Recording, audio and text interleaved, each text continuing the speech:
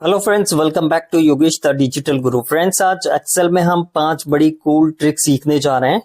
ये एक्सेल में आपके काम को बड़ा आसान बना देगी तथा बड़ी टाइम सेविंग है।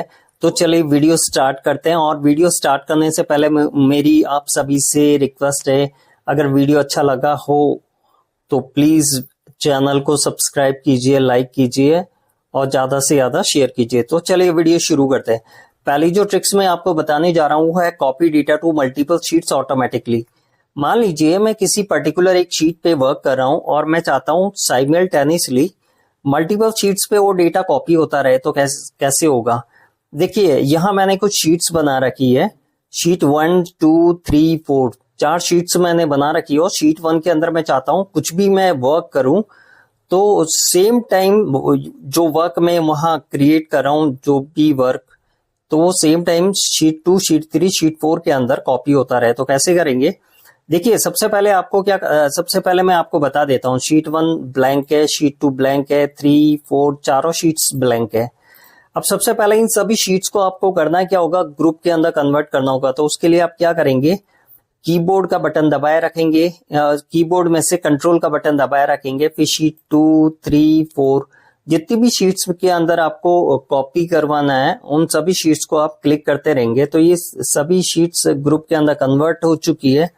अब देखिए, मैं शीट 1 के अंदर कुछ भी वर्क करता हूँ। मान लीजिए मैं कुछ मार्कशीट का डेटा फीड करता हूँ। यहाँ नेम, हिंदी, इंग्लिश, मैथ्स। अब मैं थोड़ा सा डेटा फीड कर लेता हूँ, इसके अंदर मार्क्स असाइन कर देता हूँ। अब देखिए, यहां मैंने कुछ डेटा फीड किया शीट 1 के अंदर। अब ये साइमल्टेनियसली साथ ही साथ इन सभी शीट्स के अंदर कॉपी हो चुका है। तो शीट 2 ओपन करके देखता हूं। देखिए, शीट 3 को ओपन करता हूं, शीट 4 को ओपन करता हूं। इन सभी शीट्स के अंदर मैं काम में कर रहा था शीट 1 के अंदर, जबकि साथ ही शीट 2, 3, 4 के अंदर कॉपी हो रहे थे। क्यों हो रहे थे कॉपी? क्योंकि मैंने इन सभी शीट्स को एक ग्रुप के अंदर कन्वर्ट कर दिया। अगर आपको इसको अनग्रुप करना है तो आपको करना कुछ नहीं है, बस सिंपल सा अदर शीट्स पे आप क्लिक कर देंगे तो ये सभी शीट्स अनग्रुप हो जाएगी। देखिए, अगर अब मैं इन शीट में शीट 1 में मैं कुछ भी डेटा फीड करता हूं तो आप देखेंगे शीट 2 में नहीं आ रहा वो डेटा, 3 में नहीं आ रहा, 4 में नहीं आ रहा। इसलिए नहीं आ रहा है क्योंकि मैं इन सभी शीट्स को अनग्रुप कर चुका हूं। तो चलिए ट्रिक नंबर 2 में चलते हैं। देखिए, ट्रिक 2 है एडिंग नंबर्स कंटेनिंग पीसेस। मैंने एक टेबल यहां बनाई है। फर्स्ट कॉलम में आइटम, सेकंड में क्वांटिटी, थर्ड में रेट और फोर्थ में टोटल दिया है। मैं चाहता हूं, देखिए क्वांटिटी वाला कॉलम ब्लैंक है। मैं चाहता हूं जो भी क्वांटिटी लिखूं मैं ये पीसेस के अंदर लिखूं। फॉर एग्जांपल, जैसे मैं कुछ यहां मेंशन करता हूं, जैसे LED 12 pieces, camera 25 pieces, microphone 20 pieces और ट्राइपॉड 12 पीसेस।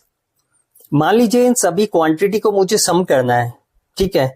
अगर मैं यहाँ फार्मूला लगाता हूं सम का, is equal to sum, bracket open, cell range को मैं सेलेक्ट कर देता हूं, ब्रैकेट को क्लोज करता हूं, एंटर करता हूं, तो आप देखेंगे यहाँ सम नहीं हो रहा है। सम इसलिए नहीं हो रहा है क्योंकि मैंने नंबर के आगे टैक्स मेंशन किया। देखा, जैसा कि आप देख रहे हैं 12 पीसेस, तो ये जो पीसेस है एज ए टैक्स है, तो एक्सेल इन सभी को एज ए टैक्स कंसीडर कर रहा है। अब मैं चाहता हूं मैं ऐसा कुछ करूं, यहाँ पीसेस भी लिखा है और नीचे मेरी जो भी कैलकुलेशन मैं करूं वो कैलकुलेशन भी हो जाए। तो उसके लिए क्या करेंगे? देखिए, इसके लिए बहुत अच्छी सी ट्रिक है। सबसे पहले मैं इन सभी डेटा को मैं डिलीट कर देता हूं। अब देखिए, मैंने ये क्वांटिटी वाला जो कॉलम है इसको मैं सबसे पहले सेलेक्ट कर लूंगा। उसके बाद आप देखेंगे नंबर ब्लॉक में राइट साइड के अंदर एक छोटा सा एरो है, उस पर आप क्लिक करेंगे। यहाँ पे जैसे क्लिक करेंगे तो फॉर्मेट सेल्स का एक डायलॉग बॉक्स खुल जाएगा। यहाँ देखिए, सबसे नीचे आप देख रहे हैं कस्टम वाला, कैटेगरी के अंदर कस्टम का ऑप्शन आ रहा है, इस पे आप क्लिक करेंगे। आपको करना क्या, ये जो जनरल है इसको डिलीट करना। आपको यहाँ से सेलेक्ट करके आप इसको डिलीट कर दीजिए। सबसे पहले आप यहाँ 0 मेंशन करेंगे। 0 इसलिए मेंशन करेंगे ताकि एक्सेल इसको एज ए नंबर कंसीडर करे। उसके बाद आपको डबल इन्वर्टेड कॉमा लेना है, थोड़ा स्पेस देना है, फिर पीसेस लिखना है यहाँ, फिर डबल इन्वर्टेड कॉमा से आपको इसको क्लोज कर देना है। मैं जूम करके आपको बता रहा हूं। देखिए सबसे पहले मैंने 0 टाइप किया, उसके बाद डबल इन्वर्टेड कॉमा टाइप किया, उसके बाद थोड़ा सा मैंने स्पेस दे दिया, उसके बाद पीसेस मैंने टाइप किया और फिर डबल इन्वर्टेड कॉमा से इसको क्लोज कर दिया। अब आपको ओके करना है। अब देखिए यहाँ मैं जो कुछ भी नंबर यहाँ टाइप करूंगा, मान लीजिए मैं 12 टाइप किया और एंटर कर दूंगा, तो देखिए सबसे पहली बात तो पीसेस ऑटोमेटिक आएंगे जैसा कि आप देख रहे हैं। मान लीजिए देखिए यहाँ मैं 20 टाइप करता हूँ, एंटर करूंगा, तो देखिए पीसेस ऑटोमेटिक आते रहेंगे यहाँ। पहली बात तो ये। अब देखिए दूसरी बात ये, अगर मैं यहाँ इनका कैलकुलेशन करता हूँ, सम करता हूँ, is equal to sum bracket open, cell range को सेलेक्ट करता हूं, ब्रैकेट को क्लोज करता हूं, एंटर करता हूं, तो देखिए इनका सम भी हो जाएगा। ठीक है, सम इसीलिए हो जाएगा जैसे मैंने बताया था, कस्टम के अंदर मैंने पहले 0 मेंशन किया था, उसके बाद 0 मेंशन किया तो एक्सेल ने उसको एज ए नंबर कंसीडर किया, उसके बाद डबल इन्वर्टेड कॉमा से मैंने पीसेस वगैरह वहां मेंशन कर दिया था। तो यहां आप जो भी नंबर वगैरह डालोगे तो ऑटोमेटिक आपके पीसेस पीछे मेंशन हो जाएगा, और साथ ही अगर आप कोई भी कैलकुलेशन करोगे तो कैलकुलेशन भी हो जाएगी। तीसरी मैं ट्रिक जो आपको बताने जा रहा हूं, तो अगली ट्रिक्स जो हम सीखने जा रहे हैं वो है इंसर्टिंग ब्लैंक रोज इनटू रिकॉर्ड। देखिए मैं चाहता हूं, मैंने एक मार्कशीट क्रिएट कर रखी है और मैं चाहता हूं हर एक जो रोज है उसके नीचे एक ब्लैंक रो इंसर्ट हो जाए। तो इसके लिए हम क्या करेंगे, देखिए यहाँ जो मैंने मार्कशीट बनाई है इसके अंदर टोटल 13 रोज है। तो आपको करना क्या है, ये जो सीरियल नंबर है 13, इनको आपको सेलेक्ट करना है, कॉपी करना है और नीचे पेस्ट करना है। तो ये 13 सीरियल नंबर मैंने नीचे इसलिए पेस्ट किए हैं क्योंकि मुझे 13 ही ब्लैंक रो इंसर्ट करनी है, क्योंकि अभी जो मेरे पास रोज हैं वो 13 है। अब आपको क्या करना, पूरे डेटा को आपको सेलेक्ट करना है। सेलेक्ट करने के बाद में आप डेटा मेनू के अंदर जाएंगे और डेटा मेनू के अंदर आप देखेंगे सॉर्ट एंड फिल्टर वाला जो ऑप्शन आपको ब्लॉक दिखाई दे रहा होगा। सॉर्ट एंड फिल्टर वाले ब्लॉक के अंदर जो पहला ऑप्शन है सॉर्ट, उसको आप सेलेक्ट करेंगे। सॉर्ट को सेलेक्ट करेंगे तो डायलॉग बॉक्स अपीयर होगा। इसके अंदर आप देख रहे हैं कॉलम के नीचे सॉर्ट बाय वाला जो ऑप्शन आ रहा है, इस ड्रॉप डाउन एरो में से आपको क्लिक करना है इसको, और यहां से आपको सीरियल नंबर को सेलेक्ट करना है। यहां से आपको सीरियल नंबर को सेलेक्ट करने के बाद ओके का बटन दबाना है। तो आप देखेंगे हर एक रो के नीचे एक ब्लैंक रो इंसर्ट हो चुकी है।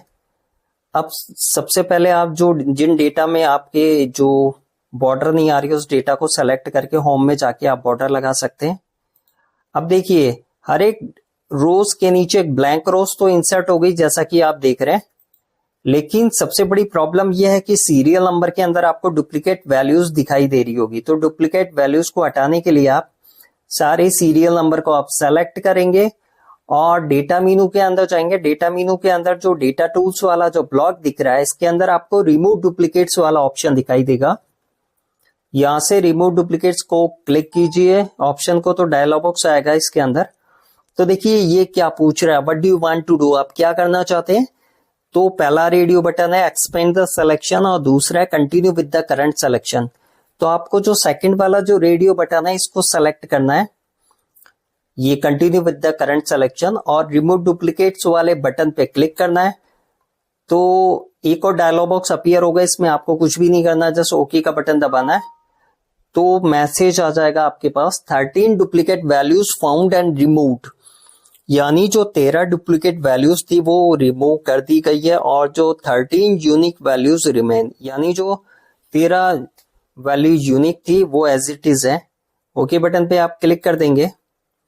अब देखिए ये जो सीरियल नंबर है आपको करना क्या है, जैसा कि आप तो जानते ही हैं, इसको इस सिलेक्शन को ड्रैग करना है नीचे तक, तो ये जो आपका सीरियल नंबर का जो सिलेक्शन है एक्सपेंड हो जाएगा। ठीक है, अगला ट्रिक हम सीखने जा रहे हैं रिमूव ब्लैंक्स। देखिए मैंने एक टेबल बना रखी है, मैं चाहता हूं कि जिस टेबल के अंदर जो सेल ब्लैंक आ रहा है वो उसका रिकॉर्ड रिमूव हो जाए।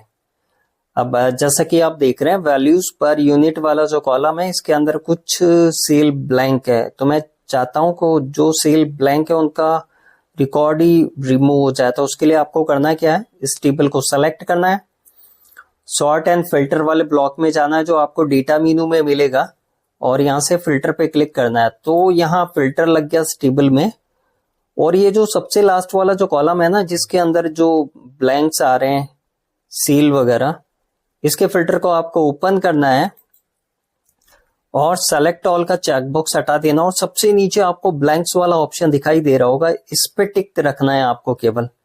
तो मैं सेलेक्ट ऑल का चेकबॉक्स यहां से हटा देता हूं, ब्लैंक्स वाले पे टिक कर देता हूं, ओके कर देता हूं। तो देखिए जो ब्लैंक्स वाला जो रिकॉर्ड्स है यहाँ अपीयर हो चुका है।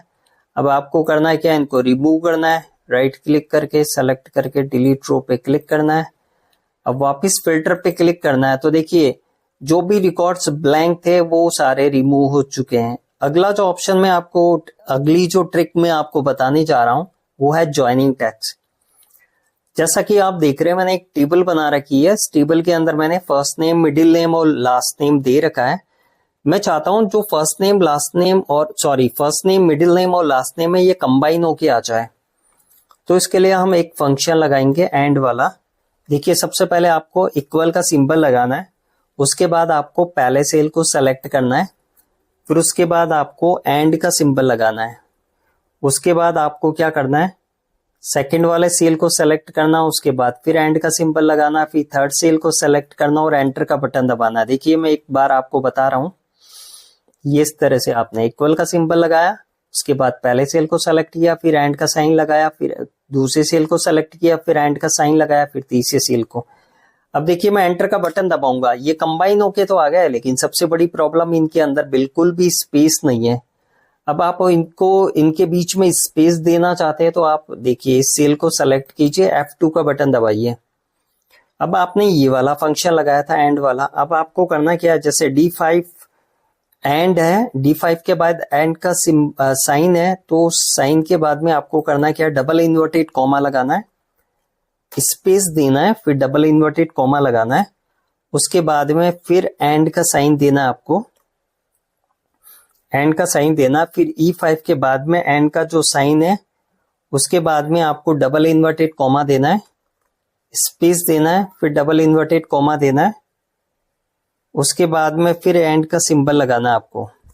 देखिए मैं जूम करके आपको बता रहा हूं। सबसे पहले देखिए आपने इक्वल का सिंबल लगाया, फिर पहले सेल को आपने सेलेक्ट किया, फिर एंड का साइन लगाया, फिर उसके बाद डबल इन्वर्टेड कॉमा, स्पेस दिया, डबल इन्वर्टेड कॉमा, फिर एंड का साइन लगाया, फिर दूसरे सेल को आपने सेलेक्ट किया, फिर एंड का साइन लगाया, उसके बाद डबल इन्वर्टेड कॉमा, फिर स्पेस देंगे, डबल इन्वर्टेड कॉमा, फिर एंड का साइन लगाएंगे, फिर लास्ट में थर्ड वाले सेल को आप सेलेक्ट कर लेंगे, उसके बाद एंटर का बटन दबा दीजिए। तो देखिए इनके बीच में स्पेस भी आ गया। अब इस सेल को आप ड्रैग करके नीचे तक अप्लाई कर सकते हैं। तो आज के वीडियो में इतना ही। अगर ट्रिक्स अच्छी लगी हो तो प्लीज वीडियो को लाइक जरूर कीजिएगा और ज्यादा से ज्यादा इस वीडियो को शेयर कीजिएगा, और इस चैनल को प्लीज सब्सक्राइब करना बिल्कुल भी मत भूलिएगा। तो मिलते हैं नेक्स्ट वीडियो में, तब तक के लिए गुड बाय, थैंक यू।